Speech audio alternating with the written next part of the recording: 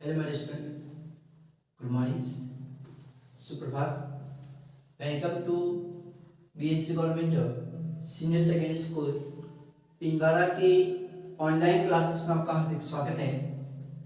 तो क्लास 12 है और लेक्चर्स नंबर सेकंड है, ठीक है। चैप्टर नंबर 5 के अंदर बाजार संतुलन में, और साथ ही साथ हमारे जो वाणिज्य नगरी का जो चैनल है उसमें भी आपका हार्दिक स्वागत है, ठीक है।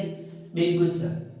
तो आज के इस लेक्चर्स वीडियो के अंदर हम लोग मांग और पूर्ति में परिवर्तन का संतुलन कीमत पर प्रभाव, इस टॉपिक्स पर आज हम लोग डिस्कस करने वाले हैं, ठीक है। तो बिल्कुल सर, तो ध्यान रखना। क्लास को स्टार्ट करने से पहले मैं आपको बता दूं कि अगर किसी भी प्रकार का कोई डाउट है, कोई क्वेश्चन है, कोई टॉपिक है जो आपको नहीं समझ में आ रहा है, तो मेरे जो व्हाट्सएप नंबर है उस व्हाट्सएप नंबर पर आपको उस क्वेश्चन की पिक है जो सेंड करनी है, ताकि उसका सॉल्यूशन है जो मैं आपको बता सकता हूँ कि उसका सॉल्यूशन है जो क्या होगा, चाहे वो न्यूमेरिकल क्वेश्चन ही क्यों ना, ठीक है। बिल्कुल सर। ज्यादा समय खराब नहीं करेंगे और मैं आपको टॉपिक्स पर ले चलता हूँ, ठीक है। बिल्कुल सर। तो देखिएगा, आज का जो हमारा कंटेंट है कि सर मांग और पूर्ति में परिवर्तन का संतुलन कीमत पर प्रभाव। मांग और पूर्ति में परिवर्तन का संतुलन कीमत पर प्रभाव। देखिएगा, पूरी की पूरी जो हमारी जो इकोनॉमिक्स है, जो माइक्रो इकोनॉमिक्स वगैरह जो कह सकते हैं, वो मांग और पूर्ति पर ही टिकी हुई है, ठीक है ना। बिल्कुल सर। तो क्या कह रहा है कि सर मांग और पूर्ति में परिवर्तन का संतुलन कीमत पर क्या इफेक्ट होता है, ठीक है ना। संतुलन कीमत पर क्या इफेक्ट होता है, क्या प्रभाव पड़ता है। तो देखिएगा, आप लोगों को मैंने पिछली वीडियो के अंदर बताया था कि संतुलन कीमत क्या होती है, संतुलन बिंदु क्या होता है, बाजार संतुलन किसे कहते हैं, और साथ ही साथ मैंने आपको ये भी बताया था कि संतुलन मात्रा क्या होती है, ठीक है। तो संतुलन कीमत क्या होती है सर, कि जिस पॉइंट पर बाजार संतुलन होता है और वहां से जो मूल्य निकल कर आता है उसी को हम लोग कहते हैं संतुलन कीमत, ठीक है। बिल्कुल सर। इंग्लिश में आप इसको कह सकते हैं कि effect of change in demand and supply on equilibrium price, ठीक है। बिल्कुल सर। इसी टॉपिक्स को अथवा में ये भी कह सकते हैं कि बाजार संतुलन पर मांग तथा पूर्ति में खिंचाव के प्रभाव। बाजार संतुलन पर मांग तथा पूर्ति में खिंचाव के प्रभाव, या फिर अथवा में और भी है कि श्रृंखला प्रभाव भी कह सकते हैं, चेन इफेक्ट। समझ में है? बिल्कुल सर। तो ध्यान रखना, ये टॉपिक्स बहुत ही बड़ा है, ठीक है ना, इसीलिए कह रहा हूं, और एग्जाम के पॉइंट ऑफ व्यू से भी काफी इंपॉर्टेंट रहता है संतुलन कीमत पर प्रभाव बताने वाला, ठीक है। देखना, मांग और पूर्ति में परिवर्तन का संतुलन कीमत पर प्रभाव, ठीक है। तो इसको है जो 3 भागों में बांटा गया है। मांग और पूर्ति में परिवर्तन का संतुलन कीमत पर जो प्रभाव होता है, इसको 3 भागों में डिवाइड किया गया। पहला तो जो कह रहा हूं वो है सर मांग में परिवर्तन, मांग में परिवर्तन। दूसरा है सर पूर्ति में परिवर्तन, दूसरा क्या है, पूर्ति में परिवर्तन। और तीसरा है आपके मांग एवं पूर्ति में एक साथ परिवर्तन, मांग एवं पूर्ति में एक साथ परिवर्तन, ठीक है। अब देखो, पहला है सर मांग में परिवर्तन, ठीक है, मांग में परिवर्तन। तो ध्यान रखना, यहां पर कह रहा हूं कि मांग में परिवर्तन हो रहा है तो पूर्ति क्या है, स्थिर है। पूर्ति में किसी भी प्रकार का कोई परिवर्तन नहीं हो रहा है। यहाँ पर चेंज किसमें हो रहा है, डिमांड में हो रहा है, ना कि सप्लाई के अंदर। अब परिवर्तन हो रहा है तो इसमें वृद्धि भी हो सकती है या फिर कमी भी हो सकती है। समझ में? मांग में परिवर्तन लिखा है तो मांग के अंदर वृद्धि भी हो सकती है और कमी भी हो सकती है, ठीक है। हमको वृद्धि और कमी दोनों को देखना है। मांग में चेंज हो रहा है, पूर्ति में चेंज नहीं हो रहा है, पूर्ति स्थिर है, ठीक है ना। बिल्कुल सर। अब देखना सेकंड भाग है पूर्ति में परिवर्तन। अब देखते हैं यहाँ पर सप्लाई के अंदर चेंज हो रहा है, ना कि डिमांड के अंदर। पूर्ति में वृद्धि होगी और कमी होगी। भाई परिवर्तन लिखा है तो परिवर्तन में तो वृद्धि भी हो सकती है और कमी हो सकती है। तो पूर्ति में परिवर्तन हो रहा है मतलब मांग स्थिर है। मांग क्या है? स्थिर है। जो भी चेंज हो रहा है वो किसमें हो रहा है? सप्लाई के अंदर हो रहा है। ठीक है सर। अब देखना तीसरा है सर कि मांग एवं पूर्ति में एक साथ परिवर्तन। मांग एवं पूर्ति में एक साथ परिवर्तन मतलब डिमांड में भी चेंज हो रहा है और साथ ही साथ सप्लाई में भी चेंज होगा। तो इसको तीन भागों में बांटा गया है। एक पहला है सर समान परिवर्तन। पहला क्या है सर? समान परिवर्तन। अब देखना इसमें दो केस है, दोनों में समान वृद्धि और दोनों में समान कमी। दोनों में समान वृद्धि का मतलब हुआ कि मांग और पूर्ति के अंदर समान रूप से वृद्धि होगी और समान रूप से कमी होगी। मांग में भी समान और पूर्ति में भी समान। यहाँ पर मांग में जितनी कमी होगी तो पूर्ति में भी उतनी ही कमी होगी। हाँ, सेकंड है आपके असमान परिवर्तन। तो देखो परिवर्तन की बात हो रही है मतलब वृद्धि और कमी की बात हो रही है, ठीक है। तो देखना वृद्धि वाले केस में पहला कह रहा हूं कि मांग में पूर्ति से अधिक वृद्धि है। मांग में ज्यादा वृद्धि है लेकिन पूर्ति में कम वृद्धि है। ठीक है, मांग के अंदर तो ज्यादा वृद्धि है लेकिन पूर्ति में कम वृद्धि है। फिर सेकंड है इसमें कि पूर्ति में मांग से अधिक वृद्धि।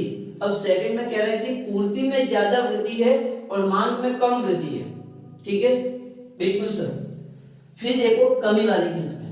अब यहाँ पहला केस कह रहा है कि मांग में ज्यादा कमी है। मांग में ज्यादा कमी है लेकिन पूर्ति में कम कमी हुई है। समझ में आया? मांग के अंदर तो ज्यादा कमी हुई है लेकिन पूर्ति में कम कमी हुई है। फिर कह रहा हूं कि पूर्ति में मांग से अधिक कमी। पूर्ति में ज्यादा कमी हुई है लेकिन मांग में कम कमी हुई है। देखना यहाँ पर तो क्या था? मांग में ज्यादा कमी थी जबकि यहाँ पर पूर्ति में ज्यादा कमी हुई है। पूर्ति बहुत अधिक कम हुई है लेकिन मांग में कम कमी हुई है, जबकि यहाँ पर मांग में ज्यादा कमी थी और पूर्ति में कम कमी थी। समझ में? ठीक है, मतलब दोनों में यहाँ पर क्या है? कमी है। एक यहाँ पर तो कह रहा हूं मांग में ज्यादा कमी है और यहाँ पर क्या था कि पूर्ति में ज्यादा कमी है। जबकि यहाँ पर वृद्धि वाले केस में मांग में ज्यादा वृद्धि है और यहाँ पर पूर्ति में ज्यादा वृद्धि है। ठीक है, मांग में ज्यादा वृद्धि है, पूर्ति में कम वृद्धि है। यहाँ पर पूर्ति में ज्यादा वृद्धि है और मांग में कम वृद्धि है।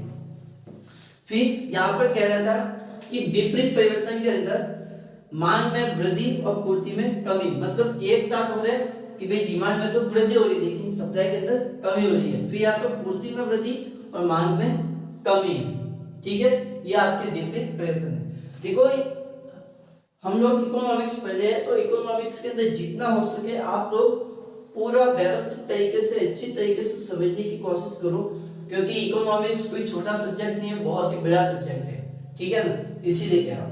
क्योंकि आप कहोगे कि सर तो याद कर देते हैं, नहीं भाई, याद करने से केवल नहीं होगा, समझने से होगा। तो देखिएगा जितना समझोगे बेनिफिट आपको उतने ही मिलने वाला है।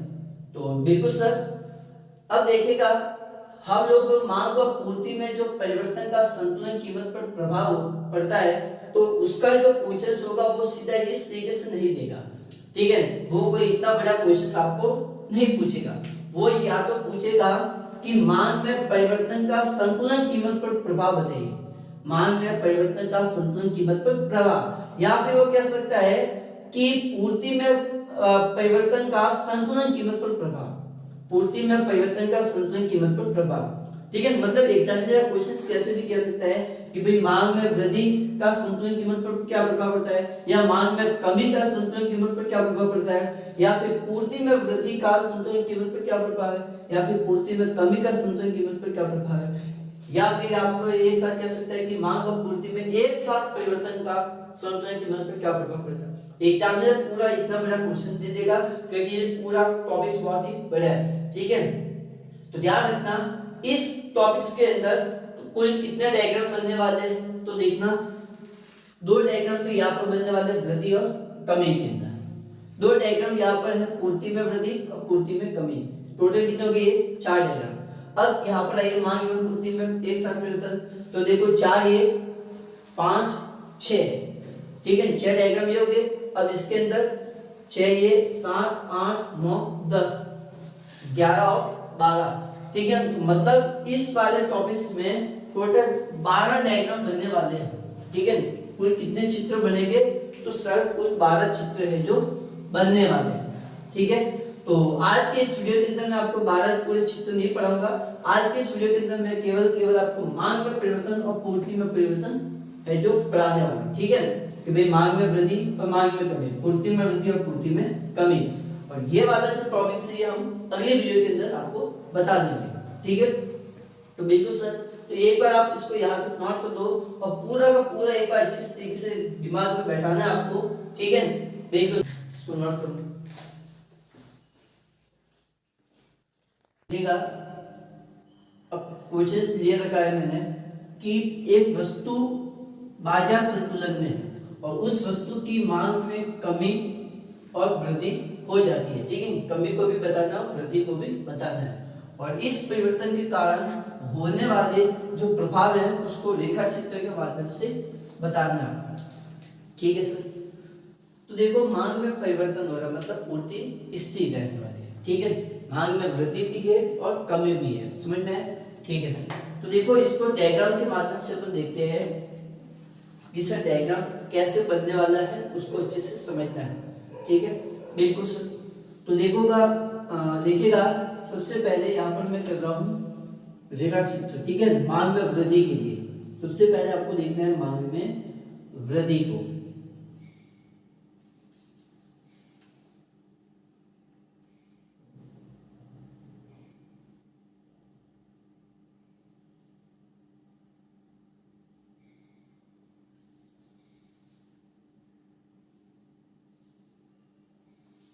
ठीक है। बिल्कुल सर।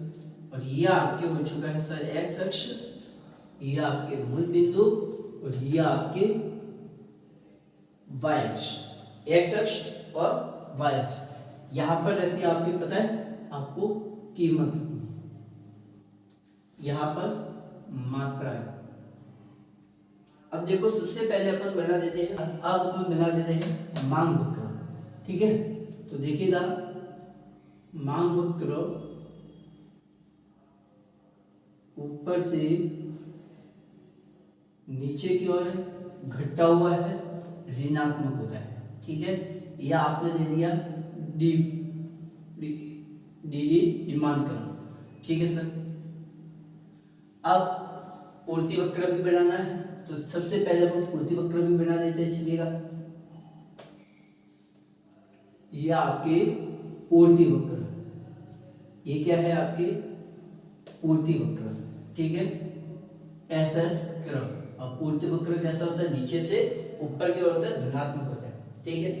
अब देखिए जहां पर मांग और पूर्ति दोनों आपस में बराबर है, यहाँ पर क्या हो रहा है, बाजार संतुलन होता है, मतलब ये आपके संतुलन बिंदु है, ठीक है। बिल्कुल सर, ये आपके क्या है सर, संतुलन बिंदु है। तो जहां पर बाजार संतुलन होता है और वहां से जो मूल्य निकल कर आता है उसको अपन कहते थे संतुलन कीमत। तो यहाँ पर बाजार संतुलन होता है और यहाँ से ये जो आपके पास में संतुलन बिंदु निकल कर आ रही है, ये रहा, ठीक है। यहाँ पर बाजार संतुलन हो रहा था और यहाँ से ये जो कीमत निकल कर आई है, ये आपकी संतुलित कीमत है, संतुलन कीमत जिसका कहते हैं ओपी।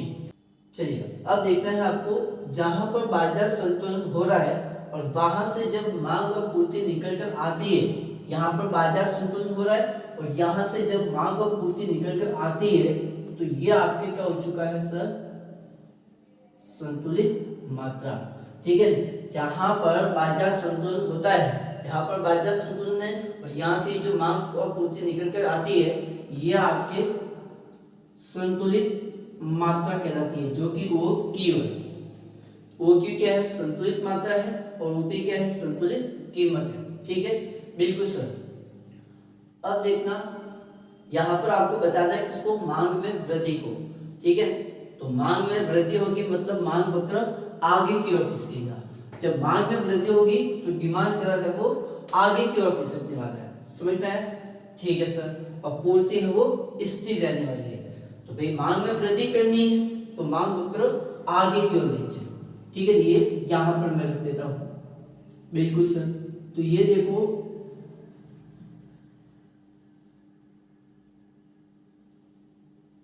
ठीक है, बिल्कुल सर, समझ में आया। जब मांग में वृद्धि होती है तो मांग वक्र आगे की ओर खिसक सकता है, दाईं ओर। ये आप नया नाम दे दो इसको D1 और ये आपके D1। तो भाई देखो, जहां पर मांग और पूर्ति आपस में टच हो रहे हैं, यहाँ पर अब आपको नया संतुलन बिंदु है जो प्राप्त हो चुका है। ये आपके नया संतुलन बिंदु प्राप्त हो चुका है। देख लो, मांग वक्र है वो आगे की ओर खिसक चुका है, दाईं ओर। मांग में वृद्धि हो चुकी है, लेकिन पूर्ति में किसी भी प्रकार की न वृद्धि न कमी है, पूर्ति वक्र स्थिर है। ठीक है सर। तो भाई देखो, जहां पर अब नया संतुलन बिंदु ये जो आपको प्राप्त हुआ है, ये आपको नया संतुलन बिंदु है जो प्राप्त हुआ है, तो यहां से जो नया मूल्य निकल कर आएगा उसको यहाँ पर बता देते हैं नई संतुलित कीमत है जो। तो यहाँ से आपके नई संतुलन कीमत निकलने वाली है। ठीक है, इसको आप नाम दे देते हैं P1। समझ में आया।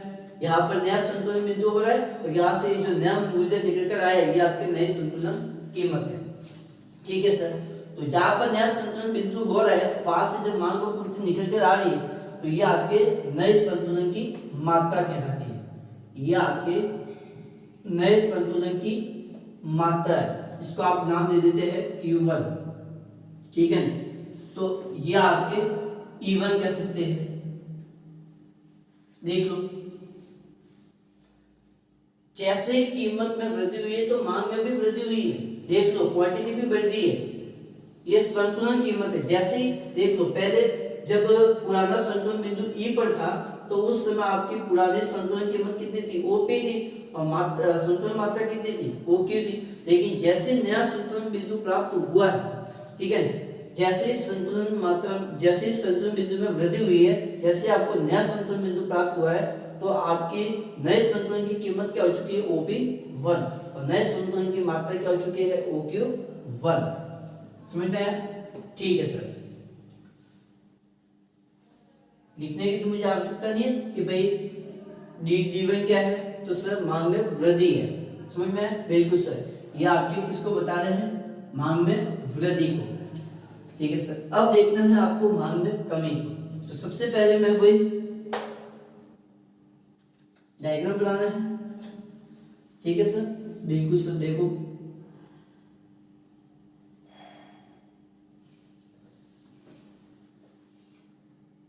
देखो संतुलन कीमत में ये नहीं है कि भाई कीमत बढ़ाओगे तो मात्रा कम करोगे, नहीं भाई, ये मैं आपको कह रहा हूं कि मांग में वृद्धि और कमी को कह रहा हूं। नया संतुलन बिंदु आपको प्राप्त करना है, बाकी कुछ नहीं है। ये एक्स अक्ष है, मूल बिंदु, और वाई अक्ष, ये आपकी कीमत है, ये आपकी मात्रा है। ठीक है, बिल्कुल सर। अब देखो, ये आपकी डिमांड कर्व है।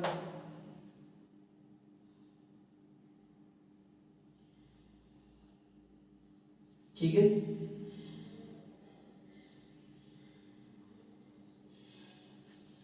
ये आपके डिमांड कर्व है। ठीक है सर, आपको पता ही है पूर्ति वक्र।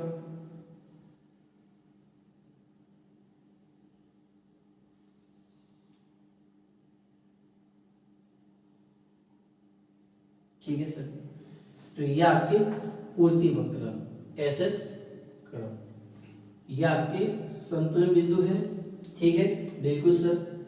यहाँ से जो मात्रा निकल कर आ रही है ये आपके संतुलन की मात्रा है, संतुलित मात्रा, जिसको आप कह सकते हैं Q। ठीक है, बिल्कुल सर।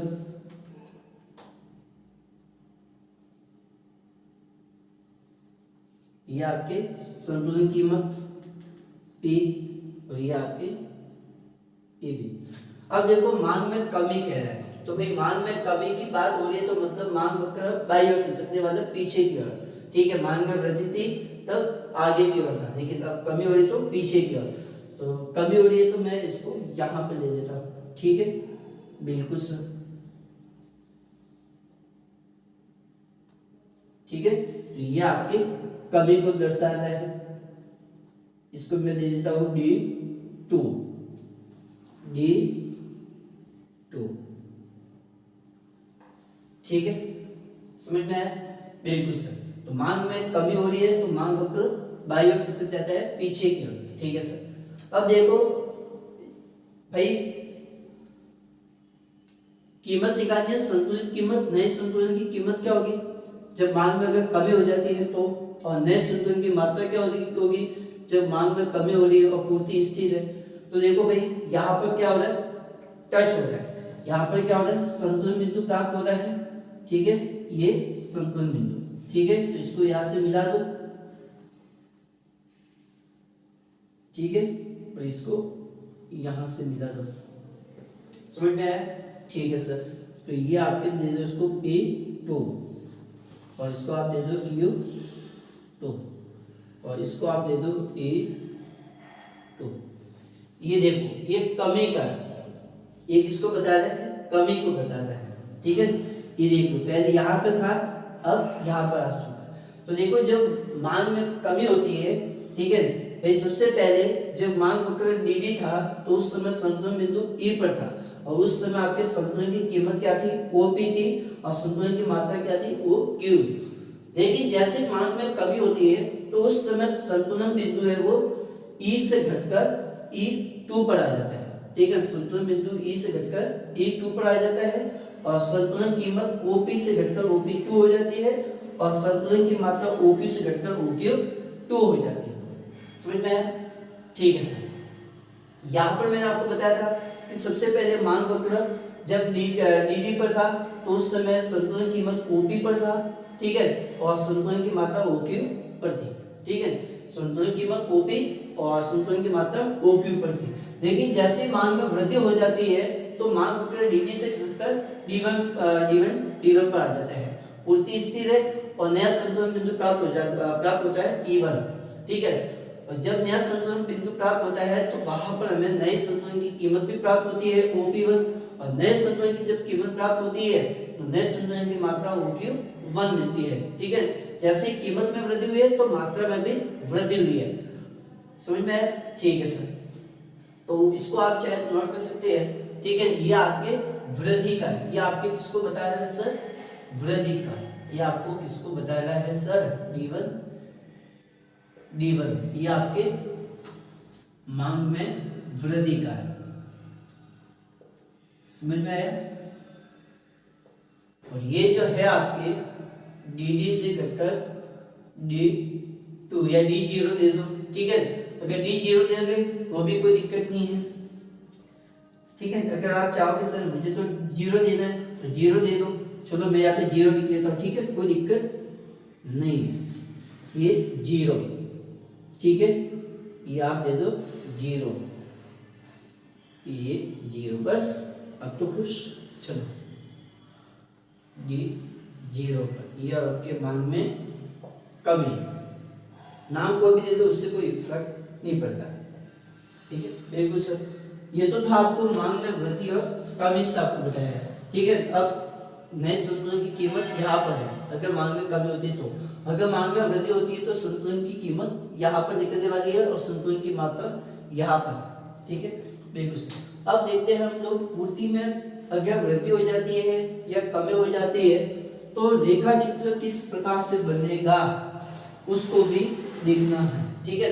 आप चाहे तो इस दोनों डायग्राम को एक साथ भी बता सकते हैं, कैसे बताना है, ठीक है, कैसे बताना है तो उसको भी देख लो। इसी डायग्राम पर आप अगर इस तरफ एरो करते हैं तो वृद्धि, और इस तरफ एरो होती है तो कमी हो जाती है, ठीक है। डी से घटकर, अगर डी से बढ़कर D1 पर आता है तो वृद्धि है, और D1 से घटकर D पर आता तो कमी है, समझ में आया? तो देखो एक बार इस पूरे का आप स्क्रीनशॉट ले लेना अच्छी तरीके से, ठीक है। और इसकी मैंने यहाँ पे व्याख्या भी कर दी है कि भाई चित्र में मांग वक्र DD तथा पूर्ति वक्र SS वक्र, ठीक है, परस्पर एक दूसरे को काटते हैं और ई बिंदु पर काटते हैं, ठीक है, जहाँ संतुलन कीमत OP तथा संतुलन मात्रा OQ निर्धारित होती है। यदि वक्र SS अपरिवर्तित रहता है और मांग में वृद्धि हो जाने पर मांग वक्र DD से बढ़कर D1 हो जाता है, और नया संतुलन बिंदु E1 बिंदु पर होगा, और संतुलन कीमत OP कीमत बढ़कर OP1 तथा संतुलन की मात्रा OQ1 होती है। ठीक है, इसकी मैंने व्याख्या भी कर दी है, इसको भी मैंने समझा दिया। ठीक है, इसको यहाँ पर मैंने इतने इसीलिए लिखा है क्योंकि आपको मैंने पूरा अच्छे से बता दिया। ठीक है, बिल्कुल समझो। एक बार ये क्वेश्चन और साथ ही पूरा नोट करो अच्छी तरीके से, जल्दी से चलेगा। अब सेकंड प्रश्न आपको देखना है कि एक वस्तु बाजार संतुलन में है।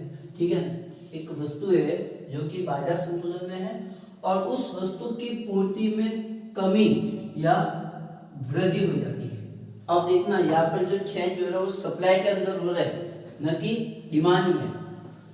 और इस परिवर्तन के कारण होने वाले जो प्रभाव है उसका रेखा चित्र द्वारा आपको बताना है। ठीक है सर, कि अगर पूर्ति में वृद्धि होती है तो संतुलन कीमत पर क्या इफेक्ट होता है और संतुलन बिंदु कहाँ पे निकलेगा। ठीक है, और अगर पूर्ति में कमी होती है तो किस तरीके से रेखा चित्र है जो बनेगा। ठीक है सर, तो देखिएगा सबसे पहले आपको देखना है पूर्ति में वृद्धि। ठीक है, बिल्कुल सर। तो देखिएगा इस रेखा चित्र को अच्छे से समझना है, इस रेखा चित्र को अच्छे से समझना है।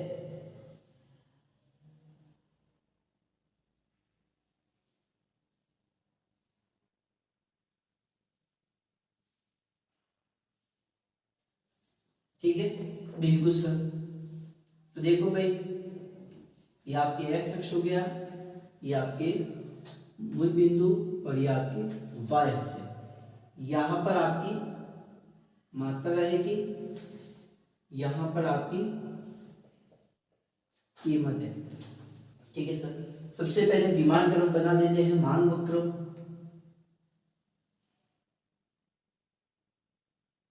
ठीक है, बिल्कुल सर, ये आपके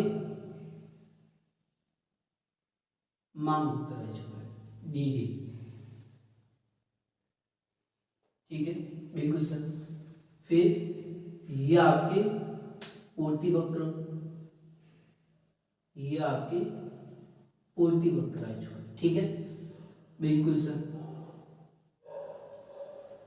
ये लीजिएगा। जहां पर आपस में कट रहे हैं वहां पर संतुलन बिंदु प्राप्त हो चुका है, यहाँ पर संतुलन बिंदु बराबर है। ठीक है सर, तो यहाँ से जो मूल्य निकल कर आता है वो आपके संतुलन कीमत हो चुकी है। ठीक है, बिल्कुल सर। और जहाँ पर संतुलन बिंदु हो रहा है और वहां से जब मांग और पूर्ति निकल कर आती है तो ये आपकी कहलाती है संतुलन मात्रा। ये आपके ई बिंदु है, ये आपके ई बिंदु है, ये आपके संतुलन की कीमत है और ये आपके संतुलन मात्रा है। ठीक है, बिल्कुल सर। अब देखना हमारा कंटेंट है जो टॉपिक से जो स्टार्ट हो चुका है कि सर पूर्ति में वृद्धि। तो देखना भाई, पूर्ति में वृद्धि होगी तो पूर्ति वक्र आगे की ओर खिसकेगा। ये पूर्ति वक्र पहले यहाँ पर था, तो अब पूर्ति वक्र को मैं ला देता हूँ यहाँ पर। अगर पूर्ति में जब वृद्धि हो रही है और डिमांड स्थिर है, देखना मांग में मैं किसी भी प्रकार का कोई परिवर्तन नहीं करता। ठीक है, डिमांड में किसी भी प्रकार का कोई परिवर्तन नहीं करता। ठीक है सर,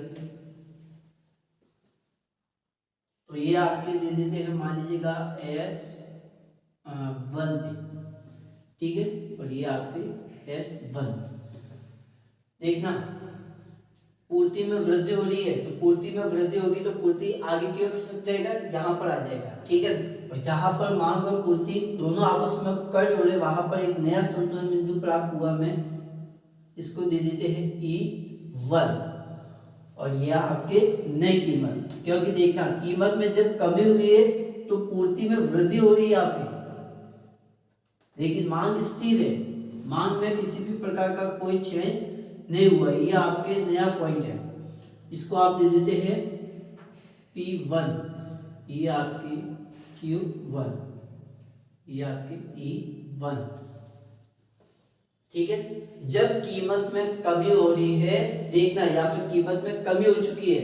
अब जो नए संतुलन की जो कीमत है वो क्या हो चुकी है, कम हो चुकी है, OP से घटकर OP1 हो चुकी है। लेकिन जो पूर्ति की जो मात्रा थी वो क्या हो चुकी है, बढ़ चुकी है, ओ क्यूब से बढ़कर ओ क्यूब 1 पे आ चुकी है। तो अब यहाँ पर नए संतुलन की मात्रा क्या होगी सर, ओ क्यूब 1 है। अब नए संतुलन की मात्रा यहाँ पर होगी, नया संतुलन बिंदु E1 पर होगा। क्यों? क्योंकि पूर्ति में क्या हो चुकी है, वृद्धि हो चुकी है, लेकिन मांग में कोई परिवर्तन नहीं है, मांग स्थिर है।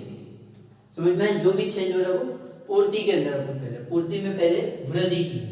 समझ में आया?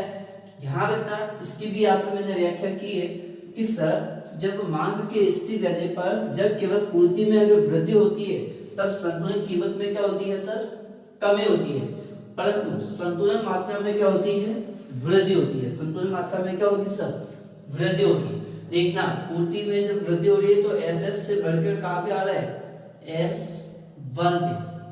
ठीक है, ये आपके पूर्ति में वृद्धि है, पूर्ति में वृद्धि है।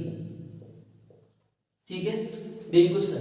कीमत में कमी हुई है, देखना कीमत आपके क्या है, नए संतुलन की कीमत क्या है, OP से घटकर OP1 पर आ चुकी है, और नए संतुलन की मात्रा OP से बढ़कर OQ1 पर है। ठीक है, बिल्कुल सर। तो नया संतुलन बिंदु कहां पर होगा, E1 पर। ठीक है, और अगर मान लीजिएगा पूर्ति में कमी हो जाती है तो रेखा चित्र किस प्रकार से होगा, पूर्ति में कमी है लेकिन मांग में कोई परिवर्तन नहीं है, मांग स्थिर है। ठीक है, तो देखो भाई इसको भी,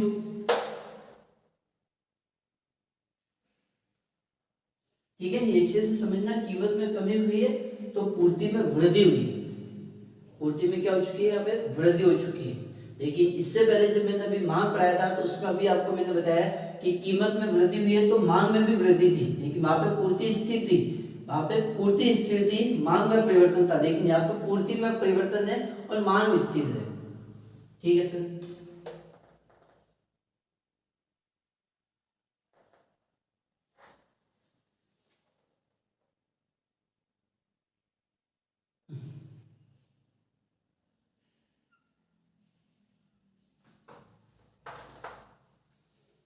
चलिए, ये आपके एक्स अक्ष है, ये आपके वाई अक्ष है। ठीक है, कीमत यहां पर आपकी मात्रा। ठीक है सर। अब देखिएगा, सबसे पहले मैं वही डिमांड ग्राफ बना देता हूं। ठीक है, बिल्कुल सर, ये आपकी मांग होता है। फिर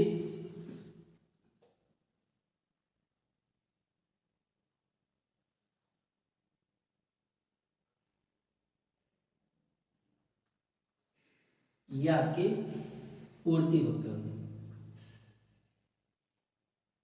ठीक है, यहां पर आपका संतुलन हो रहा था, ये आपका ए बिंदु, और यहां से जो कीमत दिख रही है आपकी P है, और यहां से जो आपकी ये मात्रा निकल के थी ये Q पे थी। अब देखना बात हो रही है कि अगर पूर्ति में कमी हो जाती है तो जब पूर्ति में कमी होगी तो पूर्ति वक्र पीछे की ओर आ जाएगा, बाई ओर खिसकेगा।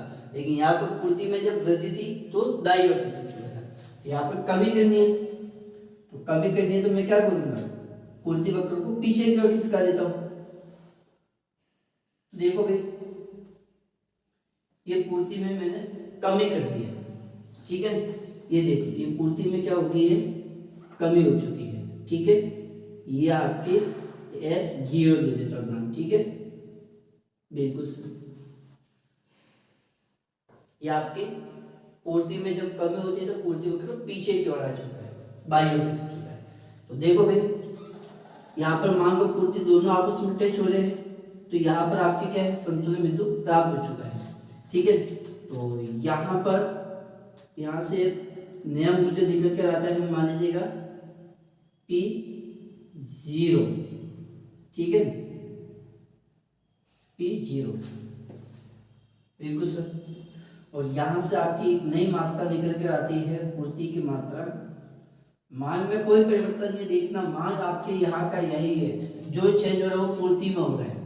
ठीक है, बिल्कुल सर। ये आप देते हैं इसको Q0, ये आपके E0। समझ में आया? ये आपके नया संतुलन बिंदु है। यहाँ पर आपके नया संतुलन बिंदु हो रहा है जब कीमत में, देखो कीमत में क्या हो रही है, वृद्धि हो चुकी है। देखो पहले कीमत यहाँ पर थी ओपी पर, लेकिन अब कीमत ओपी से बढ़कर ओपी 0 हो चुकी है, यहाँ पर आ चुकी है। जैसे कीमत यहाँ पर आ चुकी है तो यहाँ पर क्या हो रहा है सर, मात्रा में क्या हो चुकी है, तो सब मात्रा में कमी हुई है। देख लो प्राइस जैसे बढ़ी है तो सप्लाई क्या हो चुकी है, कम हो चुकी है। देख लो ये सप्लाई क्या हो चुकी है सर, कम हो चुकी है, और कीमत क्या हो चुकी है, बढ़ चुकी है। समझ में आया? तो ऐसा से अगर ये S0 की ओर आ रहा है तो ये आपके क्या है सर, पूर्ति में कमी है, पूर्ति में कमी है। अब पूर्ति में कमी कब होगी, जब आपके ये बाई ओर खिसकता है। जैसे ये जब बाई ओर खिसकने की कोशिश करता है तो वो आपके कहलाता है। ठीक है, बिल्कुल सर, मतलब पीछे की ओर कह सकते हैं, पीछे की ओर। ठीक है, और यहाँ पर आपके दाई ओर, मतलब आगे की ओर। ठीक है, बिल्कुल सर। तो देखो कीमत में जब वृद्धि हो रही है तो पूर्ति में कमी हुई, जबकि यहाँ पर कीमत में कमी थी तो पूर्ति में वृद्धि थी। देख लो कीमत में कमी थी तो पूर्ति में क्या हो चुकी थी, वृद्धि हो चुकी थी। समझ में आया? मतलब यहाँ पर जब भी अगर मांग को स्थिर कर रहे हैं और पूर्ति में अगर परिवर्तन कर रहे हैं तो कीमत और पूर्ति की मात्रा में विपरीत संबंध होगा। और अगर पूर्ति को स्थिर करते हैं और मांग में परिवर्तन करते हैं तो कीमत और मात्रा में प्रत्यक्ष संबंध होगा। कब होगा, जब पूर्ति स्थिर है और मांग में केवल परिवर्तन किया तो। ठीक है, बिल्कुल सही। तो इसको नोट कर देना, और किसी भी प्रकार का कोई डाउट है, कोई क्वेश्चन से या आपको नहीं समझ आया तो वापस आप मुझे कह देना, मैं एक बार वापस आपको अच्छे से समझा दूंगा। ठीक है, तो इसको नोट कर देना अच्छे तरीके से, और कोई क्वेश्चन हो तो मुझे बता देना। देखना इसकी व्याख्या भी यहाँ पे मैंने लिख तो दी है कि मांग के स्थिर रहने पर, क्योंकि यहाँ पे डिमांड क्या है, स्थिर है, और केवल पूर्ति में अगर कमी हो रही है, देखो ये पूर्ति में क्या हो रही है, कमी हो रही है, ये पूर्ति में क्या हो रही है, कमी हो रही है, और यहाँ पर पूर्ति में क्या थी, वृद्धि थी। ठीक है, तो पूर्ति में जब कमी होती है तब संतुलन कीमत में वृद्धि होती है। ये देखो संतुलन कीमत में क्या होती है, वृद्धि होती है, और संतुलन की मात्रा में कमी होती है। कीमत में वृद्धि हुई है, संतुलन मात्रा में कमी है। ये आपके कमी को दर्शाता है, ये आपके किसको दर्शाता है, कमी को। समझ में आया? ये आपकी कमी को दर्शाता है। देखो OQ से घटकर कहां पर आ चुका है, OQ 0 पर, OQ 0 पर। ठीक है, ये देख लो पूर्ति की मात्रा में क्या हो चुकी है, कमी है, पूर्ति की मात्रा में कमी है। ठीक है, और कीमत है जो OP से बढ़कर OP 0 है। ठीक है, ये क्या हो रही है, कीमत में वृद्धि, कीमत में वृद्धि। ठीक है, कीमत में वृद्धि हुई। ठीक है, जबकि यहाँ पर क्या था सर, तो यहाँ पर मैं कह सकता था कि मात्रा है वो OQ से बढ़कर OQ1 था। ठीक है, पूर्ति की मात्रा में वृद्धि थी, ये पूर्ति की मात्रा में वृद्धि। ठीक है, बिल्कुल सर। जबकि कीमत में क्या थी, कमी थी। सर कीमत आपकी पहले कहां पर थी, ये आपकी वृद्धि हुई है ना, हाँ, तो देखो कि मात्रा में वृद्धि है तो पहले कीमत आपकी कहां पे थी, OP पर थी, तो OP से घटकर OP1 हुई है, तो पूर्ण कीमत में क्या थी, कमी हो चुकी। देख लो कीमत डाउन हो रही है, कीमत में कमी। समझ में? पहले संतुलन बिंदु यहाँ पर था, लेकिन जैसे कीमत कम हो चुकी है, पूर्ति की मात्रा बढ़ चुकी है। जैसे क्यों, क्योंकि पूर्ति वक्र को मैंने दाईं ओर खिसका दिया था। ठीक है, तो जैसे यहाँ पे खिसका दिया तो मांग और पूर्ति यहाँ पर कट हो रहे हैं। तो जैसे यहाँ पे कट हो चुके हैं तो यहाँ पर मुझे नया संतुलन बिंदु प्राप्त हो चुका है, और यहाँ से जो मूल्य निकल कर आ रहा है वो आपके नए संतुलन की कीमत है, और जो मात्रा निकल कर आ रही है वो आपके